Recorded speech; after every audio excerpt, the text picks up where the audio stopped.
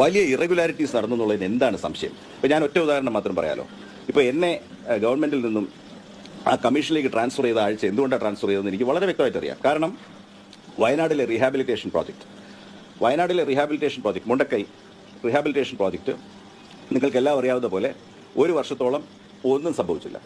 അങ്ങനെ പത്രവാർത്തകൾ കഴിഞ്ഞ 24 ഡിസംബറോട് കൂടിയിട്ട് പത്രവാർത്തകൾ വല്ലാതെ ഇക്കാര്യത്തിൽ കടന്നാക്രമിക്കാൻ തുടങ്ങിയപ്പോൾ എടുത്തു പിടിച്ച് ഈ പിരിഞ്ഞു കിട്ടിയ 745 കോടി മൊബിലൈസ് ചെയ്തുകൊണ്ട് ULCCSനെയും കിഫ്കോണിനെയും കൺസൾട്ടൻസ് ആക്കിക്കൊണ്ട് ധൃതിയിൽ ഈ വർക്ക് മുഴുവൻ കമ്മീഷൻ ചെയ്യാനായിട്ട് സെക്രട്ടറിമാരുടെ ഒരു കമ്മിറ്റി തീരുമാനിച്ചു. അല്ലെങ്കിൽ സെക്രട്ടറിമാരുടെ കമ്മിറ്റിയിൽ ഇത് ചർച്ചയ്ക്ക് വന്നു. ഞാൻ 2 ചോദ്യങ്ങളെ അവിടെ ചോദിച്ചുള്ളൂ. അത് ഈ സോൾ സോഴ്സിംഗ് ബേസിസിൽ ഈ 300 കോടി നമ്മൾ കമ്മിറ്റ് ചെയ്യുമ്പോൾ നമ്മൾ അക്രഡിറ്റഡ് ഏജൻസീസിന് തമ്മിൽ അങ്ങനെ ഒരു ഹൈക്കോടതി വിധിയുണ്ട്, ഒരു ടെൻഡർ നടത്തണ്ടേ? 2, ഈ കിഫ്കോൺ ആണ് ഇതിൻ്റെ കൺസൾട്ടൻസ് എന്ന് പറഞ്ഞു. ഞാൻ ചോദിച്ചു, കിഫ്കോൺ ഒരു അക്രഡിറ്റഡ് ഏജൻസി ആണോ? അവർക്ക് മുമ്പ് ക്വാളിറ്റി സൂപ്പർവൈസ് ചെയ്യാനും ഡിസൈൻ ചെയ്യാനുമുള്ള എന്തെങ്കിലും മുൻപരിചയം അവർ എസ്റ്റാബ്ലിഷ് ചെയ്തിട്ടുണ്ടോ? ചർച്ച അവിടെ അവസാനിച്ചു. ഇത് പിന്നീട് ഡിസ്കസ് ചെയ്യാമെന്ന് പറഞ്ഞ് ചീഫ് സെക്രട്ടറിയെ യോഗം പിരിച്ചു വിട്ടു. ഇങ്ങനെ മുന്നോട്ട് പോയാലൊന്നും യാതൊരു പ്രശ്നവുമില്ല. പക്ഷേ ഫലം എന്താണ്? ഫലം ഈ വിഷുവിന് 148 വീടുകൾ അല്ലേ, 148 വീടുകളിൽ താക്കോൽ കൈമാറിയവർ കയറി പാർക്കും എന്നാണ് നമ്മൾ പ്രതീക്ഷിച്ചത്. എത്ര വീടുകളിൽ ആൾക്കാർക്ക് പാർക്കാൻ സാധിച്ചു? ഞാൻ പിന്നീട് കേട്ടത് അങ്ങനെ ആദ്യം പൂർത്തിയായ 40 വീടുകളിൽ 2 ഈ പറയുന്ന മുൻപരിചയമില്ലാത്ത ഏജൻസി സൂപ്പർവൈസ് ചെയ്തതിനെ തുടർന്ന് ക്രാക്കുകൾ ഡെവലപ്പ് ചെയ്യുകയും ചോർച്ചയിലെത്തുകയും തെരഞ്ഞെടുപ്പിൻ്റെ ഘട്ടത്തിൽ ഗവൺമെൻറ്റിനെ അത് ബുദ്ധിമുട്ടിലാക്കുകയും ചെയ്തെന്നാണ് ഞാൻ മനസ്സിലാക്കുന്നത്. ചോദിച്ച ചോദ്യം വൻതോതിൽ ഫണ്ടുകളിൽ ക്രമക്കേടുണ്ടോ എന്നുള്ളതാണ്. അതിൻ്റെ ഞാൻ പറയുന്ന ആൻസർ പരിശോധിക്കപ്പെടേണ്ട പല കാര്യങ്ങളും കിഫ്ബി അടക്കമുള്ള ഇവയുടെ ധനവിന്യാസത്തിൽ ഒരു കാര്യം ഉറപ്പാണല്ലോ, 299 കോടി രൂപക്ക് വയനാട് ടൗൺഷിപ്പിന്റെ നിർമ്മാണം മാത്രം. പ്രത്യേകം ശ്രദ്ധിക്കണം, ഭൂമി സർക്കാർ ഡയറക്റ്റ് ഏറ്റെടുത്ത് ആ ഭൂമിയിൽ നിർമ്മാണം വീടുകൾ നിർമ്മിക്കുവാനുള്ള കരാറാണ് ആർക്ക് നൽകിയിട്ടുള്ളത്? ഊരാളുങ്കലിന് നൽകിയിട്ടിരിക്കുന്നത്. അപ്പോൾ ഈ 299 കോടി രൂപയിൽ ഭൂമി ഏറ്റെടുക്കൽ പെടില്ല. അപ്പോൾ ഭൂമി സർക്കാർ വേറെ ഫണ്ട് ഉപയോഗിച്ച് ഏറ്റെടുത്തിട്ടുണ്ട്. അപ്പോൾ ഈ 299 കോടി രൂപ എന്തിനു വേണ്ടിയുള്ളതാണ്? വീട് നിർമ്മിക്കാൻ വേണ്ടിയുള്ളതാണ്. അപ്പോൾ ടെൻഡർ ഇല്ലാതെ ഊരാളുങ്കലിന്റെ അണ്ണാക്കിൽ തള്ളിയതിൽ 299 കോടിയിലെ മഹാഭൂരിപക്ഷം മെജോറിറ്റി എമൗണ്ടും ഊരാളുങ്കലിന്റെ അണ്ണാക്കിലല്ല, മറ്റ് പലരുടെയും അണ്ണാക്കിലേക്കാണ് തള്ളിയിരിക്കുന്നത്. ഉറപ്പാണ് വയനാട്ടിലെ ഈ ടൗൺഷിപ്പ് നിർമ്മാണത്തിൽ അടക്കം വലിയ രീതിയിലുള്ള കൊള്ള നടന്നിട്ടുണ്ട് എന്നുള്ള കാര്യം ഷുവറാണ്, അല്ലേ? അതാണ് സംഭവിച്ചിരിക്കുന്നത്. ഇവിടെ ഈ കൊള്ള നടന്നിരിക്കുന്നു എന്ന് പറയുമ്പോൾ DYFI ഞങ്ങൾ 20 കോടി കൊടുത്തു എന്ന് പറഞ്ഞ പണം എവിടെ എന്നുള്ള ചോദ്യങ്ങൾ കൂടി വരുന്നുണ്ട്, അല്ലേ? ചോദ്യങ്ങൾ കൂടി വരുന്നുണ്ട്. CMDRFിലേക്ക് DYFI പണം നൽകിയിട്ടില്ല. DYFI പറഞ്ഞ മറ്റൊരു അക്കൗണ്ടിലേക്കാണ് പണം നൽകിയിരിക്കുന്നത് എന്നാണ് പറഞ്ഞിരിക്കുന്നത്. ആ പണവും എത്തിയിട്ടില്ല എന്ന് പറഞ്ഞാൽ ഇത് കൊടുത്തതുപോലെ ഒന്ന് കാണിച്ചു, അത്രയേ ഉള്ളൂ. ചുമ്മാ ഒരു പ്രതീകാത്മകം. ഏതുപോലെ? ഇപ്പോൾ മാർച്ച് 1 താക്കോല് കൊടുത്തു എന്ന് പറഞ്ഞില്ലേ, അതുപോലെ പണം കൊടുത്തിട്ടില്ല. അപ്പോൾ ആ കൊടുക്കാത്ത പണം കൂടി ഇവിടെ നിന്ന് എഴുതി ചേർത്തുകൊണ്ടാണ് 299 എന്ന് ചേർത്തിരിക്കുന്നത്. അപ്പോൾ ഒരു കാര്യം വ്യക്തമാണല്ലോ, വളരെ കൃത്യമായിട്ട് DYFIയുടെ അക്കൗണ്ടിൽ നിന്ന് പണം പോയിട്ടില്ല എന്ന് മാത്രമല്ല 299 കോടി എന്ന് പറയുന്നതിൽ വലിയ കൊള്ള നടന്നിട്ടുണ്ട്. ഇപ്പോൾ അത് എന്തുകൊണ്ട് ടെൻഡർ ഇല്ലാതെ ഊരാളുങ്കലിന് കൊടുക്കുന്നു എന്ന് ചോദിച്ചത് കൊണ്ടാണ് B അശോകിനെ അവിടെ നിന്ന് മാറ്റി മറ്റൊരിടത്തേക്ക് മാറ്റി പ്രതിഷ്ഠിച്ചത്. കാരണം ഇതൊന്നും ചോദ്യം ചോദിക്കാനുള്ള മേഖലകളിൽ ഇയാളെ പോലെയുള്ള ആളുകൾ ഉണ്ടാവരുത് എന്നുള്ളത്. ഒരു കാര്യം ഇപ്പോൾ ഇനി വരുന്നത് മെയ് 4 തീയതിക്ക് ശേഷം കേരളം ഞെട്ടാൻ പോവുകയാണ്. മെയ് 4 ശേഷം കേരളം ഞെട്ടും. എന്താ കാര്യം? വയനാട്ടിലെ ദുരിതബാധിതരെ കട്ടുമുടിച്ച് നക്കുകയായിരുന്നു പിണറായി വിജയനും അന്തം കമ്മി അടിമകളും എന്നുള്ള കാര്യം ഓരോന്നിനി അതിൻ്റെ തെളിവുകൾ പുറത്തേക്ക് വരും. കൊള്ള നടന്നിരിക്കുന്നതിൻ്റെ തെളിവുകൾ മെയ് 4 ശേഷം പുറത്തേക്ക് വരുമെന്നുള്ള കാര്യം ഉറപ്പാണ്.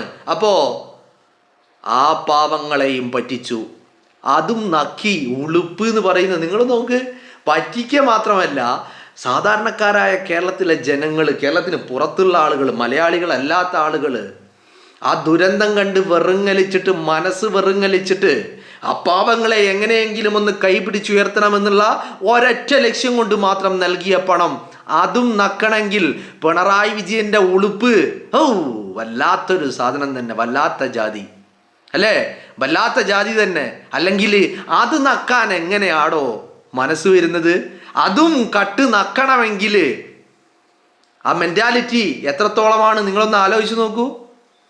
പാവപ്പെട്ടവൻ ഒരു ധാത്രി കൊണ്ട് ഉടുതുണിക്ക് മറുതുണി ഇല്ലാതെ ആയവനെ, അവനെ ഒന്ന് കൈപ്പിടിച്ച് ചേർത്താൻ വേണ്ടി ജനം സമാഹരിച്ച് നൽകിയ പണം, അത് നക്കണമെങ്കിൽ വല്ലാത്തൊരു ചങ്കൂറ്റം തന്നെ ആയിരിക്കൂലേ വിജയൻ്റെത്.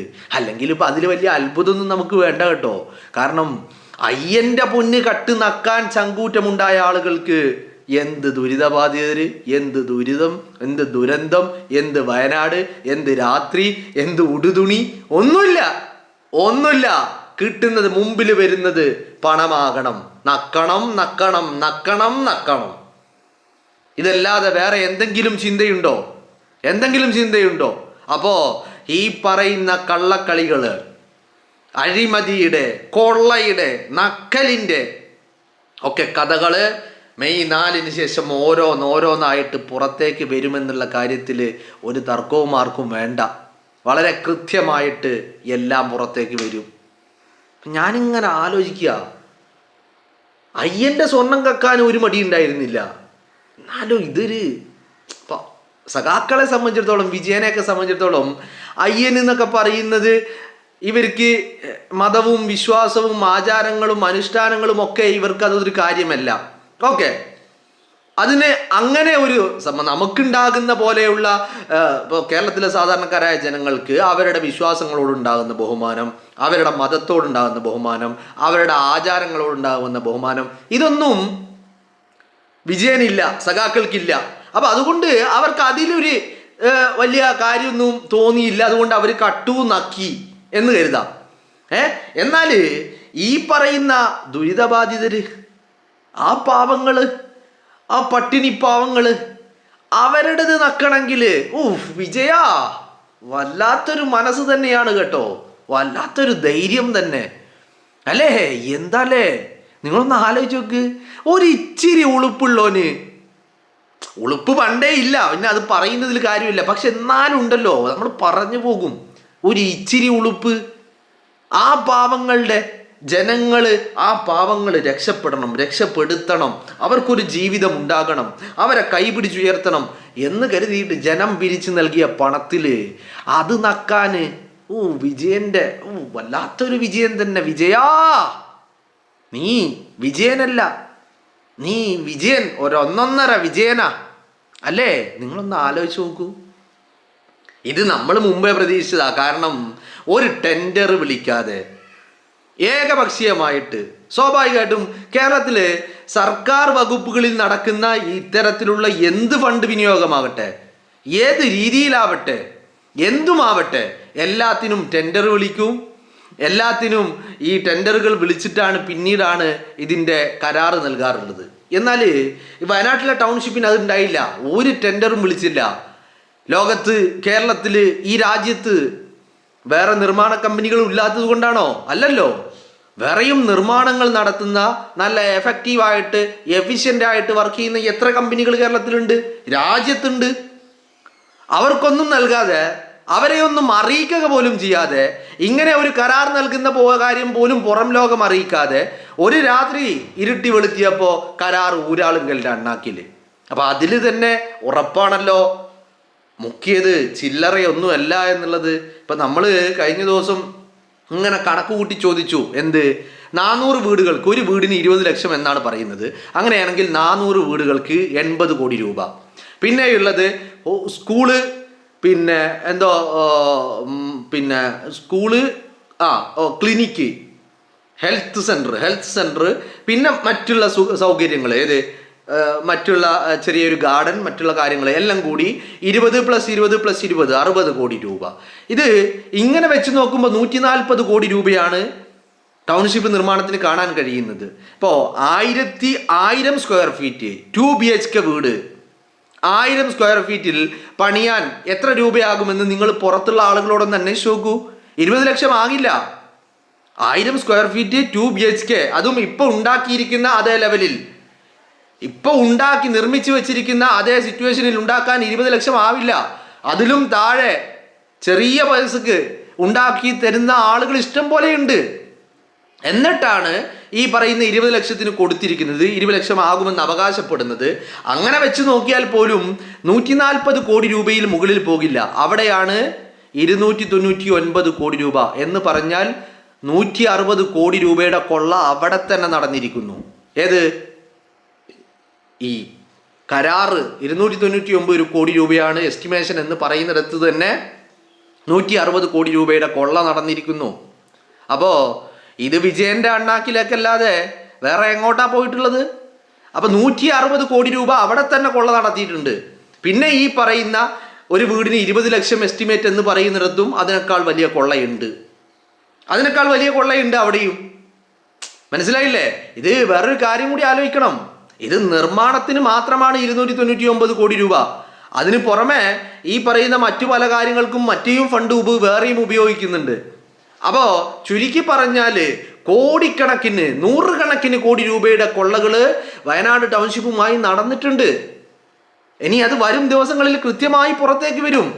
എത്രയാണ് എമൗണ്ട്, ഏതൊക്കെ രീതിയിലാണ് കൊള്ള നടന്നിരിക്കുന്നത് എന്നുള്ളത് വളരെ കൃത്യമായിട്ട് വെളിച്ചത്തേക്ക് വരാൻ പോവുകയാണ് വരും ദിവസങ്ങളിൽ. ഇന്നിപ്പോ 1-ാം തീയതിയാണ്. ഒരുപാട് ദിവസങ്ങളൊന്നുമില്ല, വരും മണിക്കൂറുകളിൽ അത് പുറത്തേക്ക് വരും. എന്താണെങ്കിലും ഡോക്ടർ ബി അശോക് IAS പറഞ്ഞിരിക്കുന്ന കാര്യങ്ങളിൽ വലിയ കഴമ്പുണ്ട്. ഇത് ടെൻഡർ വിളിക്കാതെ ഊരാളുങ്കലിന് ഇതിന്റെ കരാർ നൽകിയത് തന്നെ അതിന്റെ അടിസ്ഥാനത്തിലാണ്. ഊരാളുങ്കൽ എന്ന് പറയുന്നത് പിണറായി വിജയന്റെ ബിനാമി സ്ഥാപനമാണത്. ആ ബിനാമി സ്ഥാപനത്തിൽ നിന്ന് അതിലൂടെ കോടികൾ അടിച്ചു മാറ്റുകയാണ് പിണറായി വിജയൻ ചെയ്തിരിക്കുന്നത് എന്നുള്ള കാര്യത്തിൽ ഒരു തർക്കവുമില്ല. അപ്പോൾ വിജയൻ കൈയിട്ട് വാരിയിരിക്കുന്നത് അയ്യൻ്റെ പൊന്ന് മാത്രമല്ല, വയനാട്ടിലെ പട്ടിണി പാവങ്ങളുടെ വീടുകളിൽ കൂടിയാണ്.